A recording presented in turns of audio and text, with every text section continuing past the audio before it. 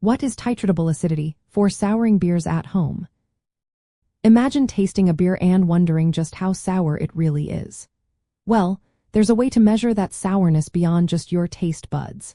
Today, we're talking about titratable acidity, or TA, and how it helps you control sour beers when brewing at home. If you're into making sour beers or want to get serious about your brewing game, understanding TA can make a big difference. When you make sour beer, bacteria and yeast produce acids like lactic acid, acetic acid, and others. These acids give sour beers their tangy flavor. But pH, which measures how acidic a liquid is on a scale from 0 to 14, doesn't tell you how much acid is actually present. That's where titratable acidity comes in. TA measures the total amount of acid in your beer that your taste buds can detect. It's a way to see how much acid is really there, not just how strong the acid is. To measure TA, you do a process called titration.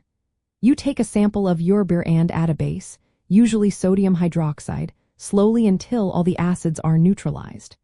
The amount of base used tells you how much acid was in the beer. The result is usually expressed as grams of acid per liter of beer, often assuming all acids are lactic acid because it's the main souring acid in most sour beers. Most sour beers made at home or in breweries have a TA between 0.30% and 0.75%. That means for every liter of beer, there are about 3 to 7.5 grams of acid. Beers with lower TA taste mildly tart, while higher TA beers are more sharply sour. Remember, TA is just one part of the story. Factors like sugar content, carbonation, and hop bitterness also influence how sour the beer feels in your mouth. Why should you care about TA as a homebrew? Because it helps you make consistent sour beers. If you want to match a commercial sour or develop your own recipe, TA gives you a clear number to aim for.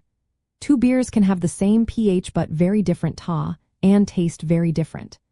Measuring TA allows you to fine-tune your souring process, whether you're kettle souring, fermenting with mixed cultures, or adding fruit.